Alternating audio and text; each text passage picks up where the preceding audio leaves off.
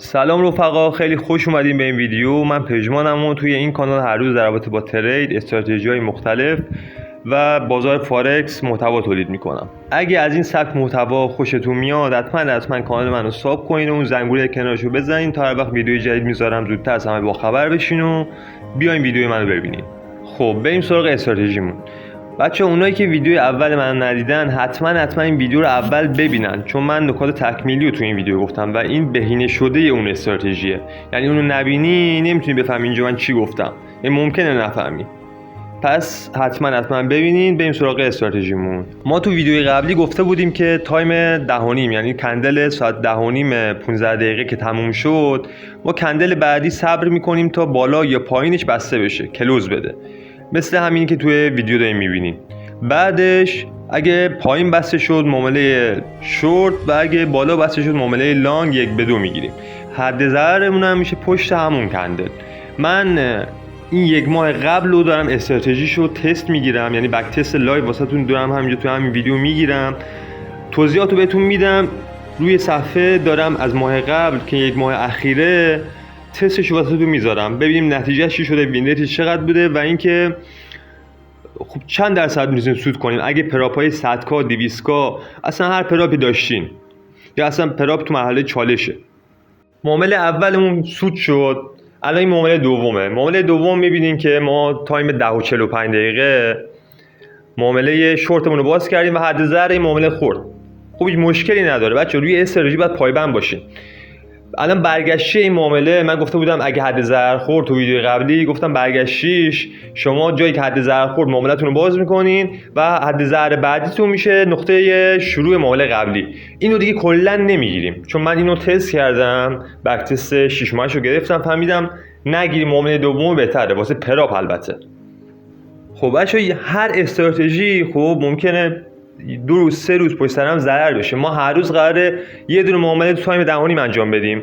شما باید برآیند معاملاتتون توی ماه ببینین، توی هفته ببینین، نه اینکه بیاین بگین من الان این پراپ رو مثلا یه روزه 2 روزه پاس کردم، که خودم هم داشتم پراپی که من مرحله اولو 3 روزه پاس کردم، مرحله دومم 1 روزه پاس کردم. ولی خب آیا موندگاری واسم داره؟ همونجوری که تو بیو کانالم زدم، راز این ترید و کلا معاملات تو بازار مالی اینه که شما موندگار بشین. چرا میگن بالای 95% فیل میشن؟ واسه همین دیگه، چون نمیتونن بمونن.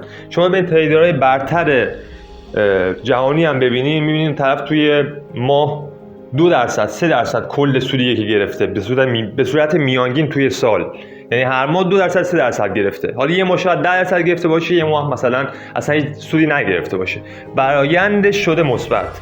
الان تو این استراتژی هم ما تستی که گرفتیم، هر ماه ما حدود 3% به بالا سود داشتیم. یعنی من ماهی زیر 3% نه، به جز یه ماه که زیر 3% یعنی 2.5% سود کرده بودیم. خب شما فرض کنید یه پراپ 100K دارین، یه پراپ 200K دارین، 2%ش چقدر میشه؟ 3%ش چقدر میشه؟ زندگی مالیتون عوض میشه. نباید به این فکر کنین که آقا من الان مثلا میخوام یه سودی بگیرم و نمیخوام خداحافظی کنیم، میخواین تو بازار بمونین دیگه، میخواین کارتون بشه. بهتون قول میدم اگه خودتون رو کنترل کنین، هر روز این معامله رو ساعت 10:30 انجام بدین و هیچ معامله دیگه ای نکنین، اوورترید نکنین، بتونین خودتون رو کنترل کنین، شما 3 تا 4 ماه پراپتون رو پاس میکنین و بعد از اون برین طعم شیرین پول درآوردن از بازار مالی رو بچشین. یعنی شما هر ماه راحت میتونین 3% 4%، من ماه 14% هم داشتم، میتونین از پراپتون پول در بیارین. اینایی که میگم همه با مدرک. یه سری تلگرام من پیام دادم واسه شون فرستادم، سرتیفیکیت واسه شون فرستادم، یا حتی واسه شون بک تست ماهای خیلی قبلم واسه شون فرستادم. الانم که لایو دارم واسهتون یک ماه اخیر رو میگیرم، نتیجهش هم واسهتون آخر ویدیو میذارم. آقا چی شد این یک ماه اخیر؟ این استراتژی چند درصد سود داد؟ اصلا سود دادش؟ ضرر شد؟ چی شد؟ بعد دوستان ترید چون یه کار انفرادیه، خب من دوست داشتم تعامل داشته باشم با آدما، یه فعالیت جداگانه از ترید داشته باشم تا سمت ترید زیاد نرم، یعنی اوور ترید نکنم، اینقدر تو بازار نباشم، یه معامله‌مو بکنم 2 معامله‌مو بکنم و کلا بی خیالش بشم، برم سراغ کارهای دیگم و تعامل داشته باشم. واسه من خیلی مهم بود. شما هم حتما یه کاریو کنار ترید انجام بدین، چون صرفا شما الان یه دونه معامله توی این استراتژی انجام بدین وسوسه میشین، بقیه روز ممکنه بیکار باشین، ممکنه کارتون همین یه دونه کار ترید باشه و کار دیگه انجام ندین. و اینم بگم، همش هم گفتم اینم بگم، و اینم خیلی مهمه که این استراتژی‌ها بچه‌ها، واسه این استراتژی خیلی جا پولای سنگینی میگیرن، $500، $1000، $2000. با مدرک هم میتونم اینو واسهتون ثابت کنم که واسه یه استراتژی مکانیکال سوده تو بلند مدت که 3% 4% باشه در ماه حداقل دارن مبلغای سنگین میگیرن. حالا ما داریم اینجا رایگان میذاریم، یه ساب به ما نمیرسه. بچه این استراتژی همونجور که دیدین میتونین به این خودتون دونه دونه تو ویدیو نگاه کنین. من توی ماه قبل 9 تا وین داشتم با ریسک ریوارد 1-2 و 11 تا ضرر، تقریبا کمتر از 50% وین ریتش بود. این ماه خوبی نبود واسه این استراتژی و میبینین که 3.5% با ریسک 1% روی پراپ شما این ماه میتونستین 3.5% سود بگیرین.